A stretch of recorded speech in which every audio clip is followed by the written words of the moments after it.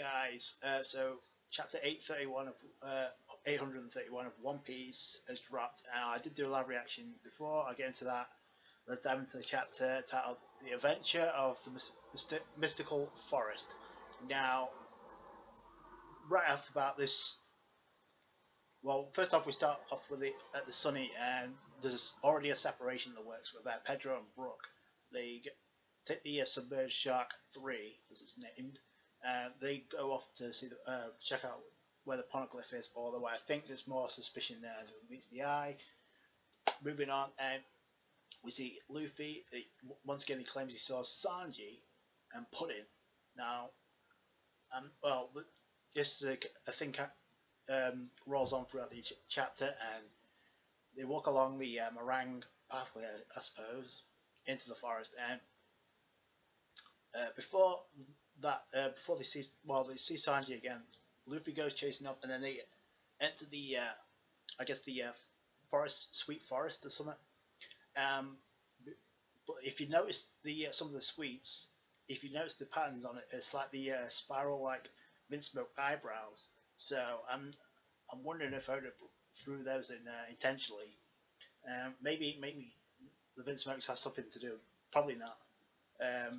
Although they are around on Whole Cake Island somewhere, so they're going to run into the Straw Hats eventually. And once again,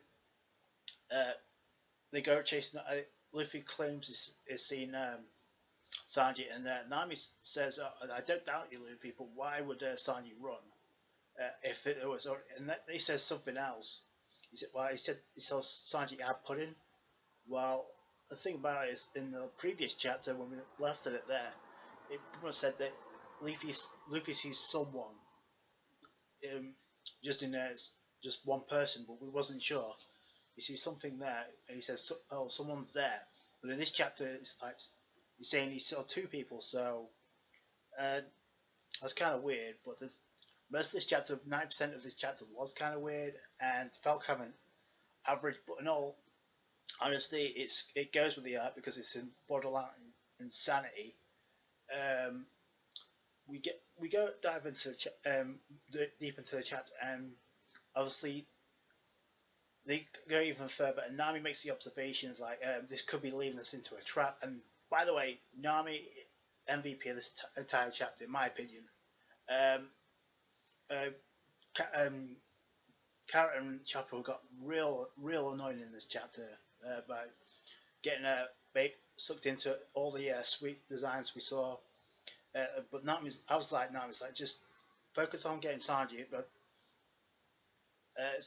Nami's the only one who was actually using her head, because Luffy was storming off, and then we see Sanji again, and then we see, once we saw that, then we see a shot of I think before then they cross the Donut Bridge, and then they run into a humongous crocodile, and then apparently the weirdest thing ever, because we see a crocodile wearing overalls, and then it looks like he's wearing a top hat as well.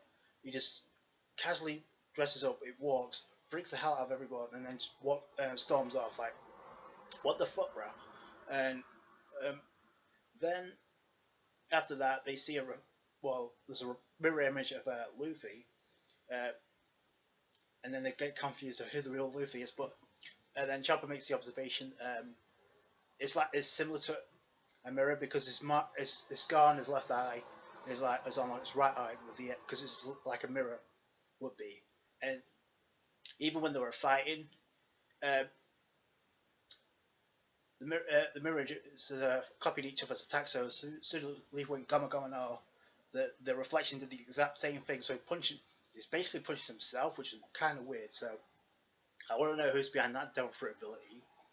Also, the Sanji lookalike, because obviously that ain't Sanji, and I mean, it could be putting Lauren the Straw Hats in, maybe somebody else. I'm not too sure, but my guess it could put in those the only and in all honesty, Pudding's the only person who knows the Straw Hats are taking this route, because she gave them the route.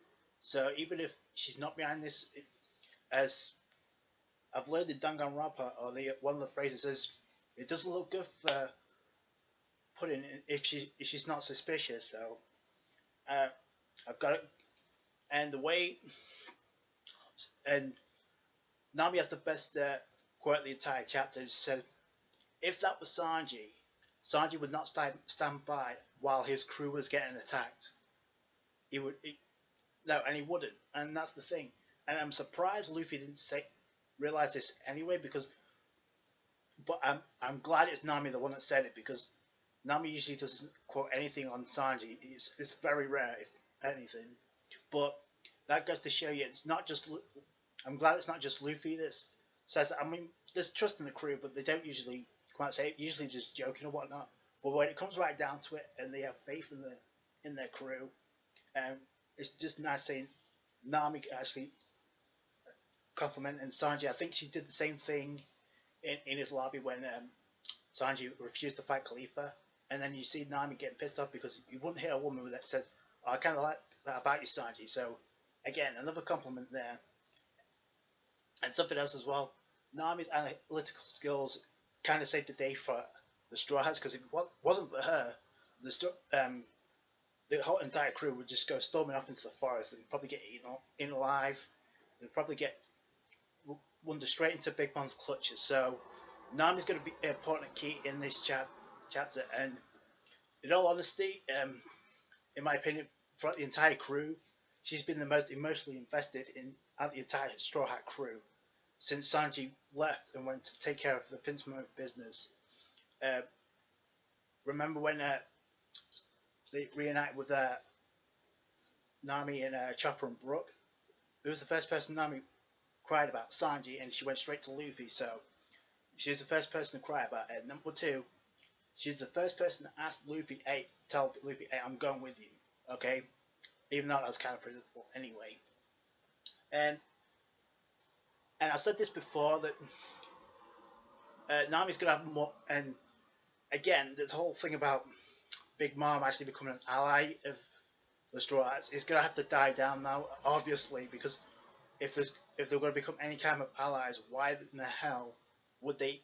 It looks like they're going to do something with the Sunny by the end of this chapter, because we see the trees that are alive. Before then, though, when we get another crew separation, Luffy again, he goes at it with his mirror image counterpart, and then he tells Nami the rest, go find Sanji, even though we know that's not Sanji.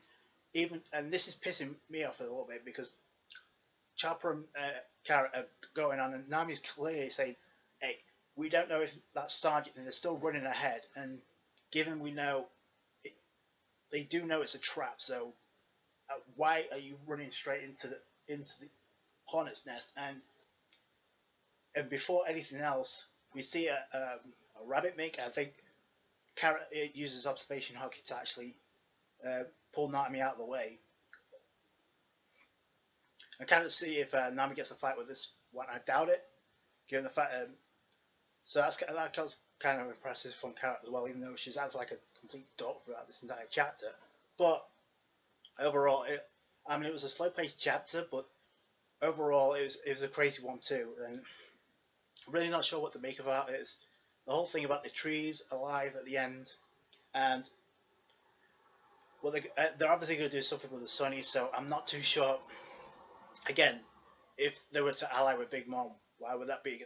Why would she need to kidnap the Sunny unless Oda does something the complete opposite at the end? And like I said, the Vince could become the antagonist, but I doubt it, given the way Big Mom's personality is shining through right now. And who do you think is behind the Sanji imposter thing? Do you think it could be the Vince Smokes, given the fact we got the designs on some of the sweets when we went into the forest? So it could be, and it also could be Peckham's. I doubt it, but I mean, he's going solo somewhere, so either he's kidnapped or it's definitely one of the Charlotte family members. It can't be anybody else, and it can't be Big Mom, because she's with Jinbei, obviously, and we probably would know about it, because I mean, you don't miss a big ass bitch like that walking through a forest and not notice.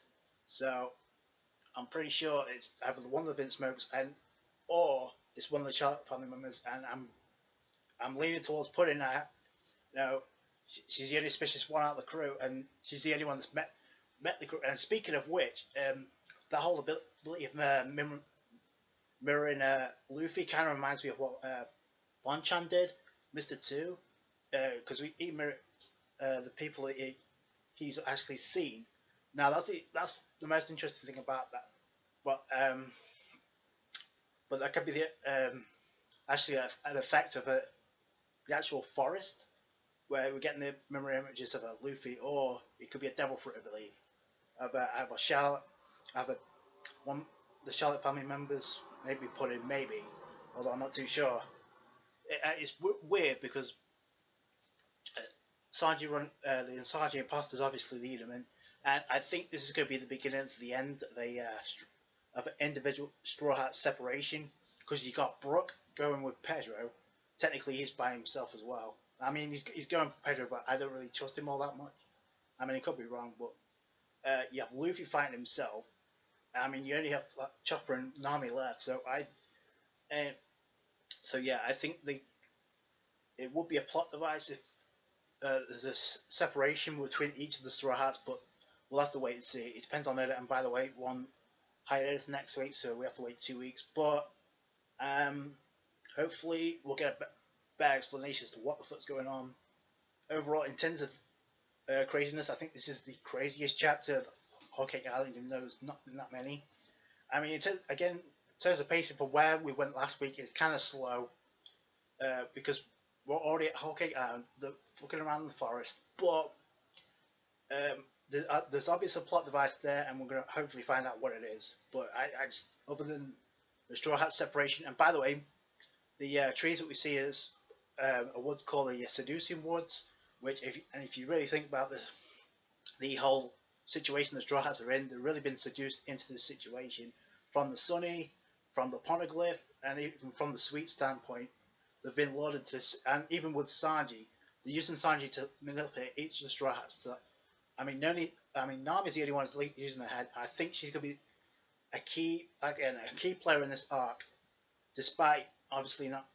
And I think this is all going to be the beginning of one of the crew members are going to get either captured or separated, or maybe captured by Big Mom. I think that's the way it's going to go, given from how Brook and Luffy are solo. I mean, Brook's with Pedro, but again, Luffy by himself. And before anybody says, "Oh, Luffy can't get captured," well, remember what happened at Thriller Bark. So, and speaking of which, there was a comment on Kiss Manga. Now I'm going to do something completely different in a minute. I'm going to go through some of the comments because I know a lot of people have mixed feelings about this chapter. I know a lot of people are ranting about this. I'm not one of them. It is what it is. So I'm just going to go through the chapter now and see the comments and see what you guys feel about the chapter. I know a lot of people are happy about the hiatus, but I'm just going to go, so not all of them. So, yeah, OMG, Thriller Bark, Weird Creatures combined with Skypiea, Forest of Death. You go, and I think I remember, I said that in my discussion about how it's exactly the replica of Thriller Bark. The only difference is there's the Alice in Wonderland theme instead of like the zombie theme, and the only difference is instead of manipulating shadows, the Big Mom's manipulating light. But we don't know what her entire abilities are. She could have more than just like the ability to pull out lifespan. We don't know. Hopefully we'll find that out when we see Jinbei next. I think somebody's already said the reason why Oda is taking a break is because he'll be meeting with Mad Hatter. Again, you can have this chapter or rant about it. But the last chapter, the last drawing of Nami made it worth it. That was a hot cover page, by the way. Speaking of seducing. And one more thing I wanted to bring about that the whole business about the person who was standing behind Carrot in the previous chapter. That could either be a fuck up on Oda, or it could be one of the the mirror images we were seeing in this chapter, but with Kara, I'm not too sure. But there's a possibility as well. But other than that, I think somebody made a couple compared this to the recent episode of Dragon Ball Super, where you got Goku, Black Panther fight Goku, and in this chapter you got Luffy fighting a mirror image of himself. That's the only difference. But yeah, I can totally see where people go with that. Other than that, it's just Thriller Bark references. Now I may do this on occasionally where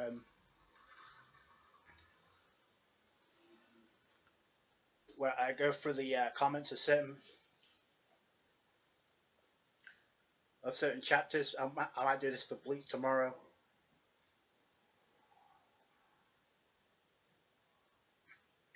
Yeah, in the anime there was Goku versus Goku Black. Then Oda says, why not make Luffy versus Luffy? Again, you can make those comparisons if you want.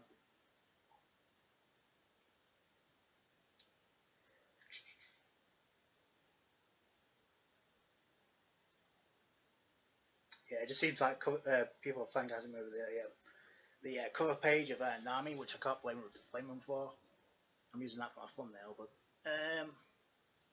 other than that, not too much. But yeah, I might do the Bleach chapter as well, where I go through the comments. But it seems pretty mixed. Some people are content with it. Some people are whatever. It is what it is. So one on a break. It's okay chapter. It wasn't nothing too spectacular, but it's more or less crazy. This we should expect from the Whole Cake Island arc. I just hope whatever is luring the Straw Hats away from each other, we'll just find out what it is. Obviously not Sanji. It could be Puddin, it could be somebody else. I may have to make a discussion about that, but for now, that is going to do it for this review. Like it if you did, appreciate that. Leave your comment down below, as well as what you think about your comments I just read through on Chris Manga. You can check them out yourself. Comment, rate, subscribe. Catch you guys later.